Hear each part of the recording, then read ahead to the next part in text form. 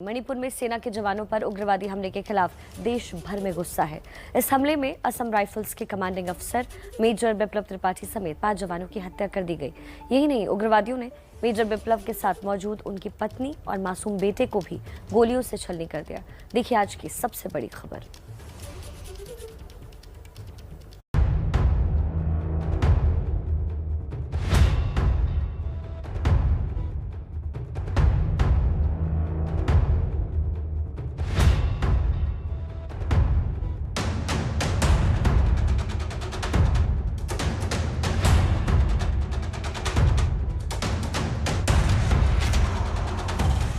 कितने कायर हो तुम कि 8 साल के मासूम पर अंगारे बरसा दिए।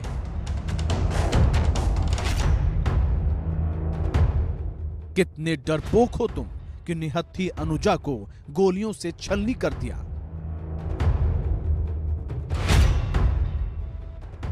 कितने बुज़दिल हो तुम कि सेना के शेरों पर सामने से नहीं छिप कर वार किया। और आज पूरा रायगढ़ जिसने भी ये घटना सुनी है, सभी के सब बहुत दुखी हैं, अंतर्मन से टूटे हुए हैं।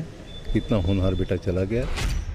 शहीद कर्नल विप्लब त्रिपाठी के परिवार की इन तस्वीरों ने पूरे देश को गमगीन कर दिया है। पल भर में एक हंसता खेलता परिवार उजड़ गया। नफरत की आग में जलते हैवानों ने ये तक नहीं सोचा कि इस अबोध का अपराध क्या है, इस मासूम को मारकर क्या मिलेगा। 3 गाड़ियों का कन्वॉय था, लौट रहे थे अपने परिवार के साथ से। सामने पायलट था, पीछे पालो गार्ड था, बीच की गाड़ी में थे।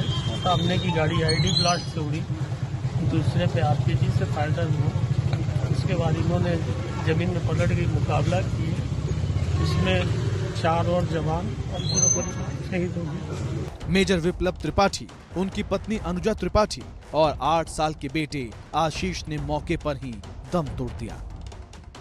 It is very unfortunate and I strongly condemn this type of cowardly act.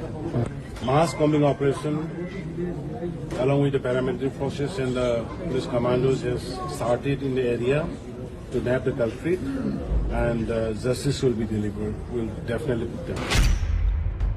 इस हमले में मेजर और उनके परिवार के अलावा राइफलमैन सुमन स्वर्गियार, खतनई कोन्याक, आरपी मीणा, श्यामलाल दास शहीद हो गए। इस क्रूर हमले की जिम्मेदारी पीपुल्स लिबरेशन आर्मी और मणिपुर नागा पीपुल्स फ्रंट ने ली है। हाल के वर्षों में ये शायद पहला ऐसा बड़ा उग्रवादी हमला है जिसमें सैनिकों के साथ साथ सेना के किसी बड़े अफसर के परिवार को भी निशाना बनाया गया है। 40 AR बटालियन के सीओ कर्नल विप्लब त्रिपाठी इस साल मई के महीने में मणिपुर में तैनात हुए थे।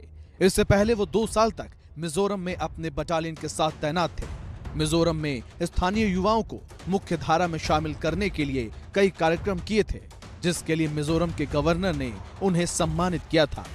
असम राइफल्स के commanding officer colonel Tripathi Chhattisgarh के रायगढ़ जिले के रहने वाले थे। उनका जन्म 1980 में हुआ था। उन्होंने सैनिक स्कूल रीवा में पढ़ाई की थी। असम राइफल्स में लेफ्टिनेंट कमांडेंट रहे त्रिपाठी को डिफेंस स्टडी में MSc करने के बाद प्रमोशन मिला था। इनके छोटे भाई का नाम अनिल त्रिपाठी है, वो सेना में लेफ्टिनेंट कर्नल हैं।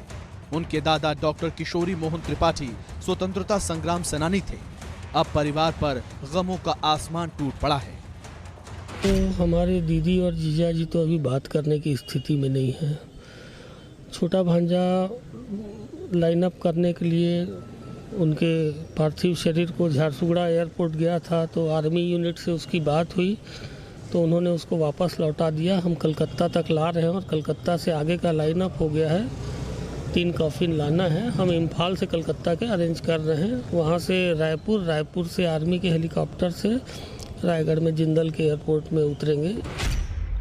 मणिपुर हमले को लेकर पूरे देश में गुस्सा है। राष्ट्रपति रामनाथ कोविंद, प्रधानमंत्री मोदी, गृह मंत्री अमित शाह और रक्षा मंत्री राजनाथ सिंह समेत तमाम राजनेताओं ने घटना पर गहरा शोक जताया है। पीएम मोदी ने ट्विटर पर लिखा है, मणिपुर में असम राइफल्स के काफिले पर हुए हमले की कड़ी निंदा करता हूं। मैं उन सैनिकों और परिवार के सदस्यों को श्रद्धांजलि देता हूं जो आज शहीद हुए हैं। उनके बलिदान को कभी भुलाया नहीं जा सकेगा। दुख की इस घड़ी में मेरी संवेदनाएं शोक संतप्त परिवार के साथ है। आपको बता दें कि पिछले 6 सालों में मणिपुर से म्यांमार बॉर्डर के करीब ये दूसरा बड़ा हमला है। साल 2015 में चूरा चांदपुर में ही सेना की डोरा रेजिमेंट के एक काफिले पर बड़ा हमला किया गया था, जिसमें 19 सैनिक शहीद हुए थे। इस हमले के बाद इंडियन आर्मी ने म्यांमार सीमा में घुसकर सर्जिकल स्ट्राइक की थी, जिसमें बड़ी संख्या में उग्रवादी मारे गए थे। इस बार भी देश आतंक का वही इलाज मांग रहा है।